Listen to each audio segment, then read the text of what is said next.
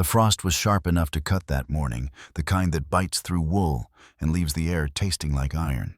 Down the main street of Canyon Hollow, folks moved quick from one door to another, collars up, eyes low. That's when I saw her, a young woman stepping in from the edge of town, a boy in her arms, both worn thin as fence wire. She walked slow, steady, like someone carrying more than just a child. Her boots slapped against the frozen dirt, one heel gone, the other split wide, and I knew before she reached the saloon doors she wasn't here for whiskey. Before I tell you what happened next, let me know where you're listening from in the comments, and tap like and subscribe if you've ever stood at a crossroads where one choice could change everything. My name's Josephine Kerr, though most call me Josie. I was born in a one-room cabin 2 days' ride north of here, in a stretch of land where the wind never seemed to rest. My father worked the soil and kept to the old ways, never wasted a thing, never left a job half done, and never passed a neighbor in need without stopping. Mama saw to the house and made sure the Sabbath was for quiet and rest, no matter how much work waited in the fields. We didn't have much, but there was a pride in making do with what you had, and a shame in asking for more than you'd earned. After I married Earl, we tried to build something of our own. A small spread, a milk cow, a few hens, enough to keep the two of us fed and put a little aside. But the railroad men and land speculators were already pushing into the valley, prices rising faster than any honest work could keep up. Earl took odd jobs hauling freight, mending fences, anything that paid. I took in sewing and laundry when I could. It was a lean life, but we managed until the day a debt collector cornered him in Dry Gulch. They said it was an accident, a wagon gone out of control. I knew better. After Earl died, it was just me and Caleb. He was still a baby then, and I learned quick that a woman alone with a child was more burden than blessing to most folks. I scrubbed floors, mended shirts, swept church aisles for a few coins, but steady work was scarce unless you had a man to vouch for you. By the time this winter set in, my hands were cracked from cold, my boots near worn through, and Caleb's coat hung loose over ribs I could see too clear. 3 days back, we'd set out for the next town, hoping for a job that might last past spring. By the second day, my legs were giving out, and Caleb had started wheezing in his sleep. We came into Canyon Hollow with nothing left but the clothes on our backs and the choice I'd been dreading for weeks.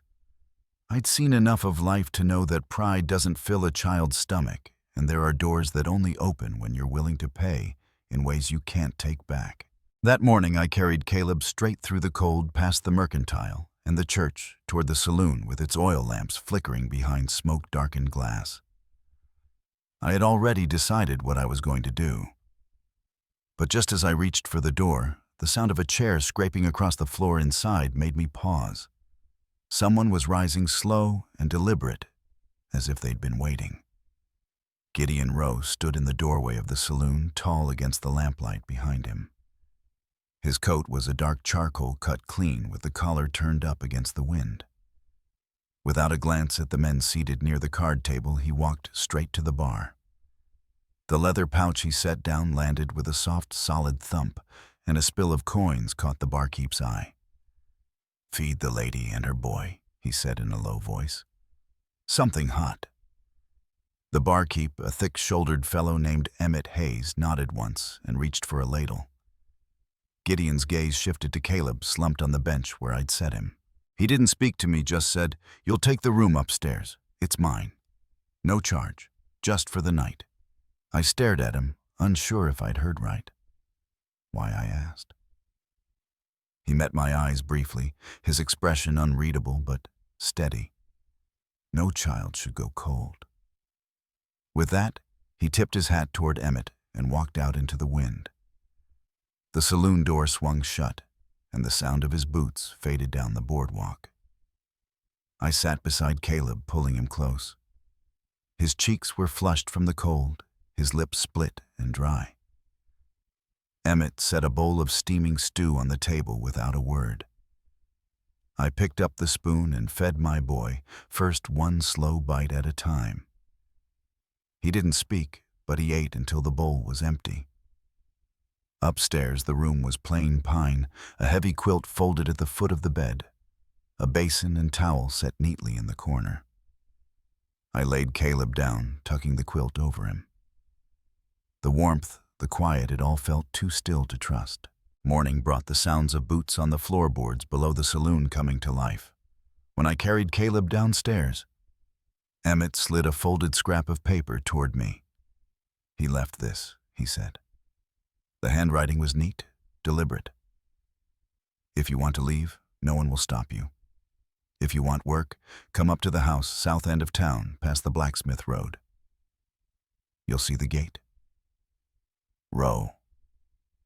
I read it twice before tucking it into my coat. Outside, the air was sharp. The blacksmith's yard was easy to find, the smell of hot iron and coal smoke curling into the street. Beyond it, the road narrowed between tall fence posts, the timber clean and well-kept, a brand carved deep into the crossbar. The yard inside was tidy firewood, stacked high wagon under a shed, no tools left lying about. Gideon was by the barn, a short axe in his hands, splitting logs with measured strokes. When he saw me, he stopped and weighted the axe hanging loose at his side. "You meant it?" I asked. "About work?"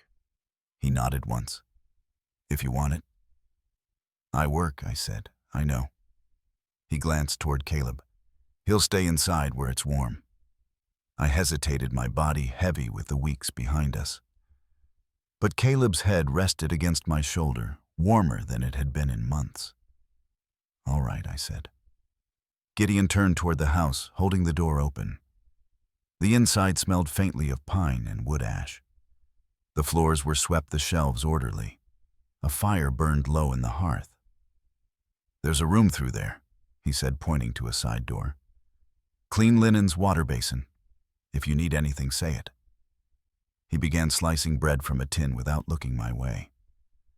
I took Caleb to the room, laid him down, and for the first time in days, let my shoulders ease. At first light the next morning, I found Gideon at the stove feeding kindling to the flame. He nodded when I entered, then went back to stirring the pot. I set dishes on the table without asking, moving in a kitchen not my own. Caleb woke just before we ate and climbed into my lap. After the dishes were cleared, Gideon said, "Shed behind the barn needs sweeping. Tools stacked proper." "You up for that?" I told him yes. "I'll be in the south pasture before noon," he added, setting his hat on his head. "Coffee's there if you want more. You and the boys stay warm." I dressed Caleb in extra layers, set him by the fire with a crust of bread, and stepped into the cold. The shed was crowded and dusty, the tools icy to the touch. My fingers went numb, but I kept at it, sweeping, stacking, mending a loose door frame with scrap wire. By the time Gideon returned with a mule-drawn sled piled with feed sacks, the place was in order. He looked around once. "You did all that, yes?" His nod was slower this time. "Good." Inside, I poured 2 mugs of coffee and handed him one. We drank in silence until I asked, "You live alone out here?" "Yes." After a moment, he added, "My wife and daughter 10 years gone." I said I was sorry. "You don't have to say that," he replied. He met my eyes. "You don't owe me anything, Josie." I told him I knew. "You're not taking from me," he said. The words stayed with me the rest of the day. That night, after Caleb was asleep, I stood by the window. Gideon sat nearby, patching a harness under the lamplight. I asked him, "Why me? There are others worse off." He set the harness aside. "You weren't begging," he said. "You were breaking, and no one else even saw it." I looked away, my throat tight. The days settled into a quiet rhythm. I took over the kitchen, kept the floors swept, mended a curtain in the parlor. Caleb began to speak again, short words at first, then more. Gideon came in from the pasture to find the boy at his boots more than once. The house, once still as a closed room, began to carry the sound of small movements, the scrape of a chair, the rustle of fabric, the steady breath of a child asleep by the fire. Late one afternoon, Gideon saddled 2 horses and handed me a pair of gloves. "Ride with me," he said. "Need to check the east fence." Caleb rode in front of him, silent but alert. The trail was patchy with snow, the horse's hooves crunching over frozen ground. At the fence line, Gideon tightened a few rails, then held out the hammer. "You want to try?" My swing was awkward at first, but by the third post I found the rhythm. His nod of approval was small, but it was there. We returned as the sun dropped low, the air turning sharp. Caleb had fallen asleep against Gideon's chest, his small hands tucked into the man's coat. Inside, after the boy was in bed, Gideon poured 2 cups of coffee and sat across from me. "You plan to stay long?" he asked. I said it depended on whether I was welcome. "You're here, aren't you?" he said. "That's not the same." He leaned forward. "I don't want you freezing in the street with a hungry child. That's all." I studied him. There was no tone beneath it, no bargain waiting. I wasn't used to that. He must have seen it because he said, "You can stay as long as you need. But you don't have to wait for something bad to happen before you start trusting it." I didn't answer right away. Outside, the last light was fading. Somewhere in that quiet, the sound of hooves carried faint through the wind, coming from the direction of town. The days that followed settled into a quiet rhythm, as steady and slow as the river that ran through the valley behind Gideon's ranch. The house, once cold and unfamiliar, began to hold a warmth I hadn't felt in what seemed like years. I found myself moving through the rooms, with less hesitation, stacking firewood, keeping the hearth fed and sweeping the floors until the dust settled into clean lines. Caleb, too, started to change. His cheeks gained color, and his small voice returned in broken words, shy at first, but growing stronger with every day. Gideon worked outside hauling hay and repairing fences while I took to tending the kitchen and organizing the pantry. He never hovered or offered needless advice, but his presence was steady, a quiet strength that filled the empty corners of the house.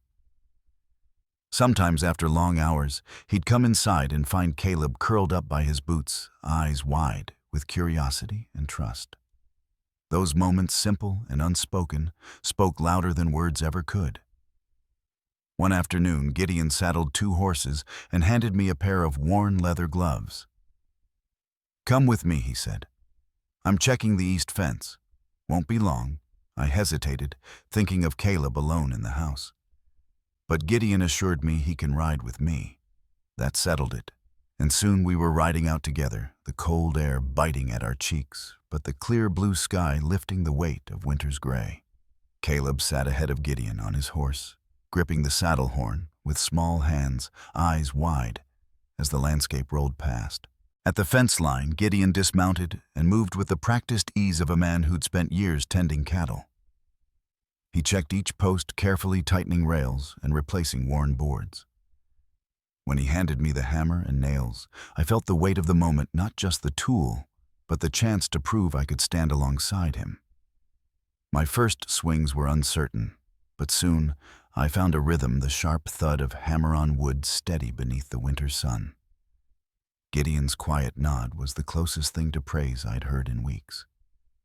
The ride back was slow, the sun dropping low behind the ridges, casting long shadows over the frozen ground. Caleb had fallen asleep against Gideon's chest, his breath soft and even beneath the heavy coat.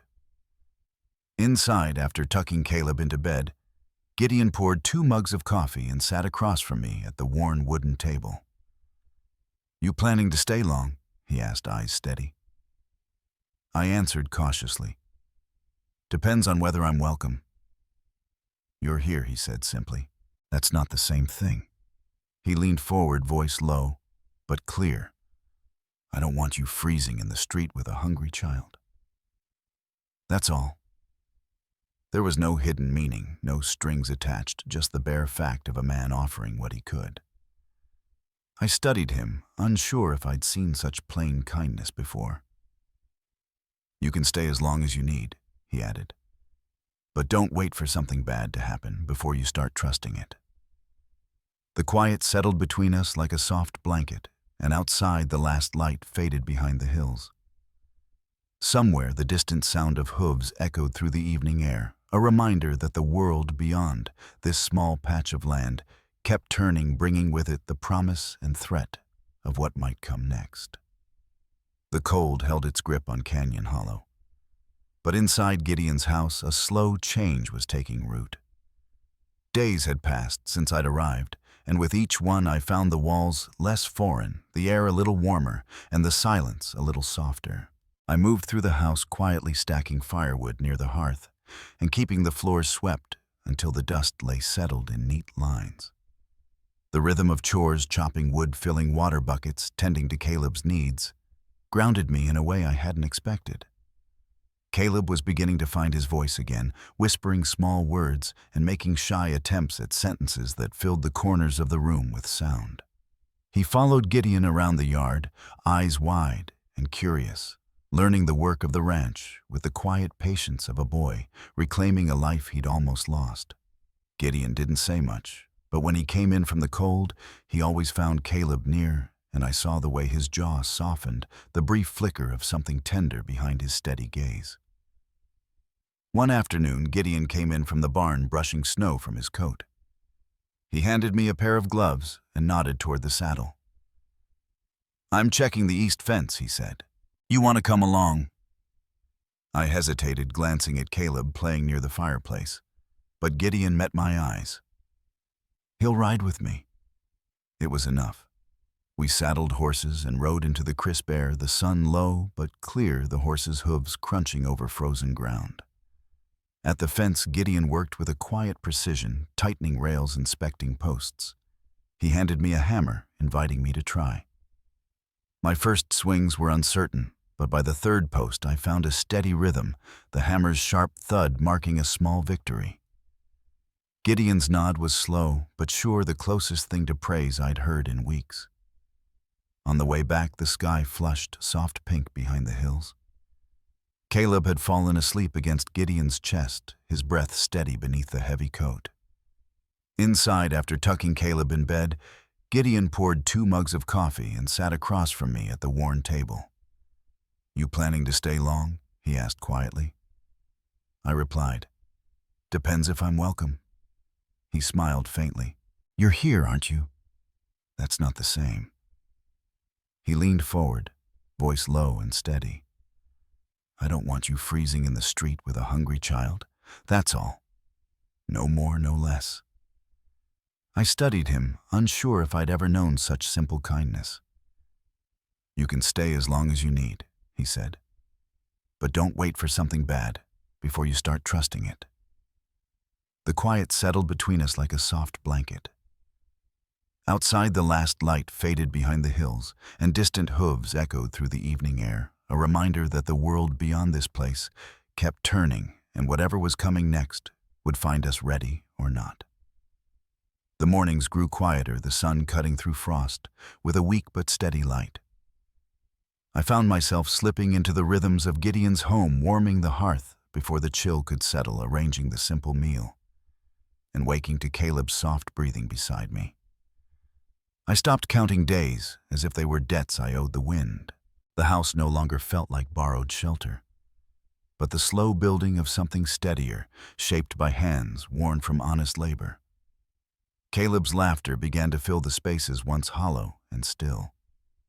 He chased dust motes in the sunbeams, clutched small wooden blocks with his hands, now strong enough to build towers taller than before. Watching him, I noticed how the cold had left his cheeks and the light had returned to his eyes, a quiet proof of the warmth Gideon's presence brought, not just to the room, but to us both. Gideon worked without show, hauling water from the well and stacking firewood in steady piles. He'd come in to eat quiet as ever, often pausing to glance at Caleb or me, without the usual distance he kept from the world. I learned bits of his story in slow, careful words, how he'd lost his wife and daughter in childbirth 10 years past. How the house remained half-finished, a monument to what he'd held on to and what he'd left behind. One evening, under the low light of a kerosene lamp, I asked why he'd chosen to help me, a woman few in town had shown kindness to. "You weren't begging," he said, voice rough but steady. "You were breaking, and no one else even saw it. I couldn't meet his eyes, then the truth of it heavier than any wood I'd chopped or meal I'd prepared. I started to take up tasks without asking, mending a torn curtain in the parlor, sweeping floors twice a day, keeping the fire fed before the cold settled in. The house began to pulse with a quiet life. Small sounds of cloth against wood, the steady tick of the clock on the mantel, Caleb's soft footsteps. One cold morning, Gideon handed me gloves and said, "I'm heading out to check the lower fence. Want to come?" I hesitated, worried about leaving Caleb alone, but he assured me he'll ride with me. We mounted horses under a pale sky, the wind stiff against our cheeks. Caleb sat between us, gripping the saddle horn, with curious eyes, as the land rolled past snow, crusting the rough trail beneath hooves. At the fence line, Gideon moved with practiced hands, tightening rails, resetting posts. When he offered the hammer to me, I gripped it tight, unsure at first, then steadying as the sharp rhythm settled. His approving nod was quiet, but it held weight, the closest thing to trust I'd been offered since arriving. The ride back was calm, the sun dipping behind distant hills. Caleb rested asleep against Gideon's shoulder, safe and warm in a coat that had started to fit him properly. Later, after settling Caleb into bed, Gideon poured coffee and sat across from me. "You planning to stay long?" he asked softly. "Depends if I'm welcome," I said. "You're here," he replied. "That's not the same." Leaning forward, he said, "I don't want you freezing in the street with a hungry child. That's all. No conditions, no expectation beyond that simple truth." I looked at him, the years of loneliness pressing close, and said nothing. "You can stay as long as you need," he added. "But don't wait for something bad before you start trusting it." The house seemed to breathe around us as night fell, the quiet thick, but no longer heavy.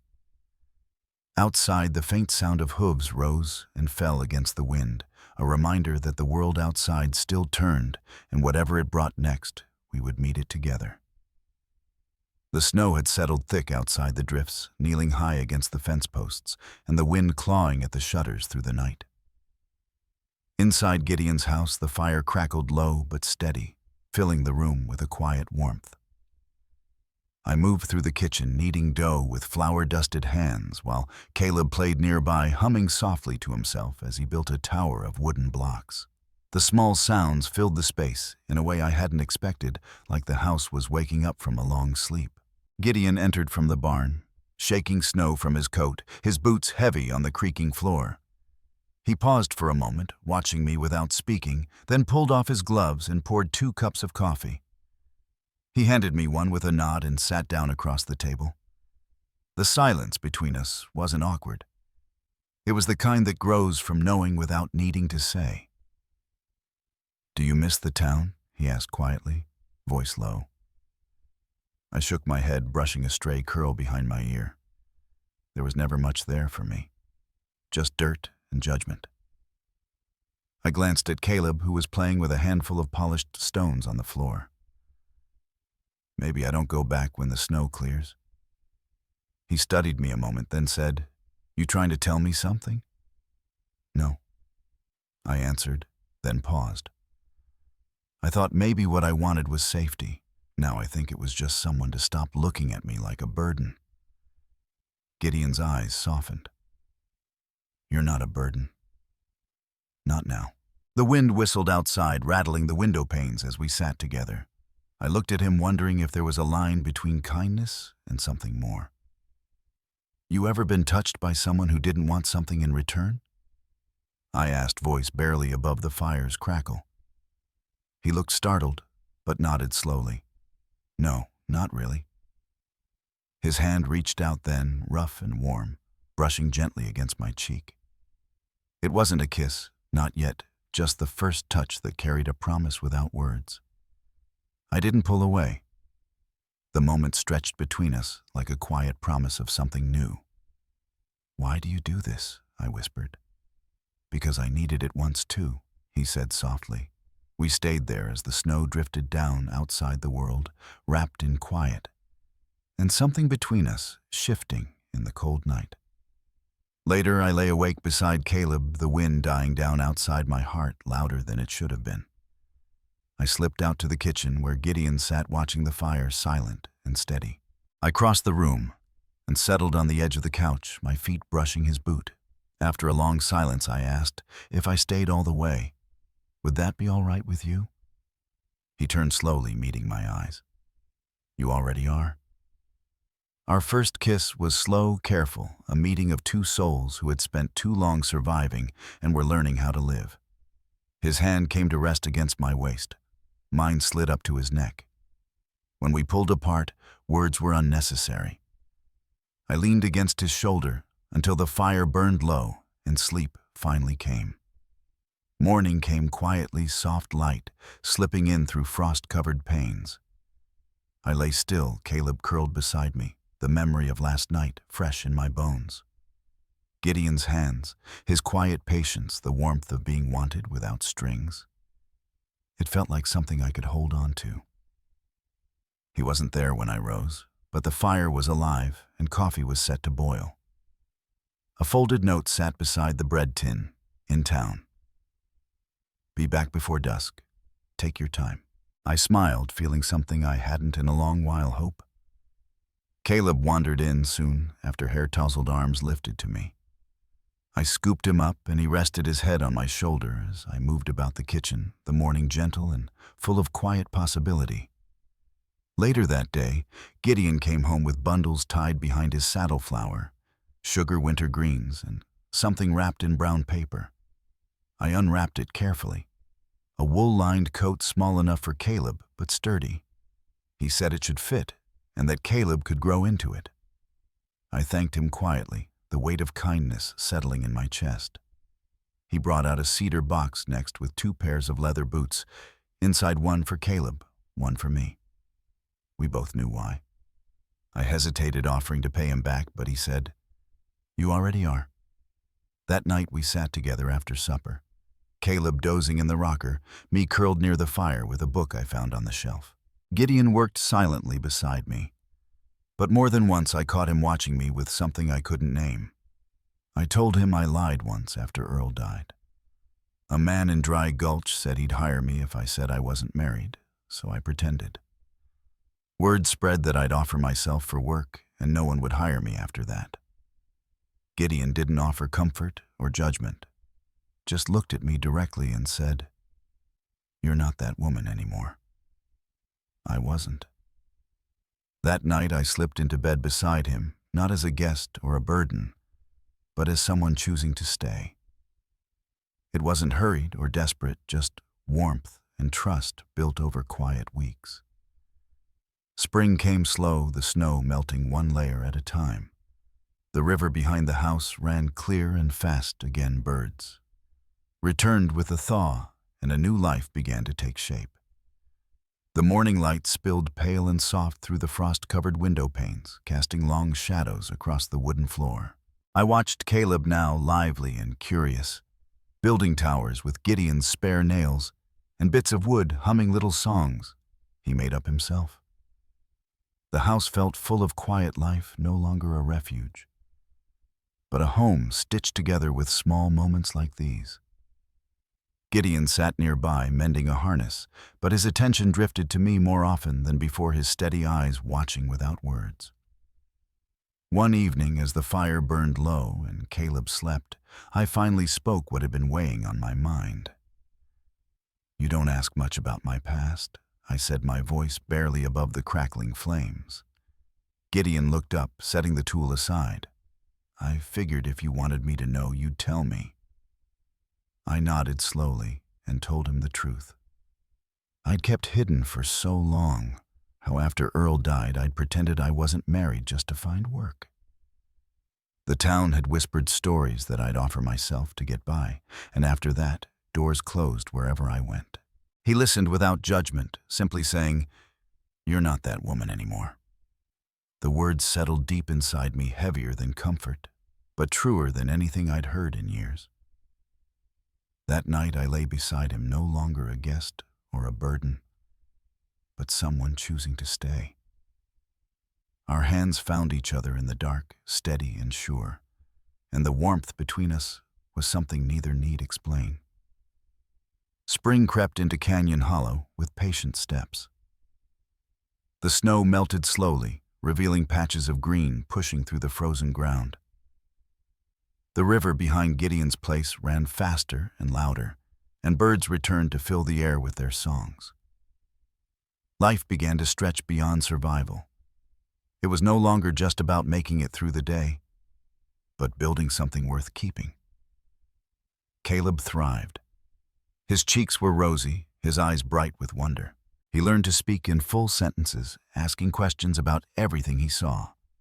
And he followed Gideon around the yard like a shadow calling him Pa one morning without hesitation. Neither of us corrected him. The name fit, and it settled like a promise. In town, whispers still followed me, but they lost their sharp edges. I walked the general store with my head held high, Caleb by my side, and the silver brooch Gideon had given me pinned to my coat. When Mrs. Kessler, the preacher's wife, asked pointedly what I was to Gideon, I simply said, "Something more." One day, Gideon saddled the horses and packed a small satchel. "We're riding out to Willow Hill," he told me. "I want you and Caleb to come." The ride was long and quiet, the sky clear and blue. Caleb hummed softly as the hills rolled past, the sun warming our faces after the long winter. At the top of Willow Hill, the grass swayed over two small headstones. Gideon dismounted first and knelt, brushing leaves away with care. "Clara was born still," he said softly. "My wife Ellen bled out hours later. I held them both and didn't know who to bury first." We stood together in the quiet, the weight of loss settling around us like the wind. I placed a small pine cone in front of the smaller stone. Caleb looked up, eyes wide. "Do you think she would have liked me?" Gideon's voice caught. "She'd have loved you, son." Caleb smiled and they clasped hands. We stayed on that hill until the afternoon faded, sitting among wildflowers and the memory of those we'd lost. On the ride back, I leaned into Gideon's shoulder, the road open and clear before us. I asked, "Do you ever think about marrying again?" He looked ahead, the sun dipping low. "Every day since the night you kissed me." I smiled faintly. "Then why haven't you asked?" He turned, meeting my eyes. "I didn't want you to feel like you owed me anything. But I don't, and I love you. That should be enough." "Then marry me," he said quietly. 2 weeks later, beneath a blooming cottonwood on Gideon's land, we exchanged vows. No preacher, no crowd, just us and the wind carrying our words across the grass. Caleb held a bundle of spring flowers, his face bright with hope. That night, as the house settled around us, we sat side by side on the porch. The lantern burned low between us, and I whispered, "I used to think surviving was all I'd ever do." Gideon took my hand gently. "Now I know staying is something too. Loving is something." The wind whispered through the trees, steady and sure, like the home we'd built together, a place where neither of us had to wonder what tomorrow might bring, because we'd face it as one. The seasons had turned fully by then.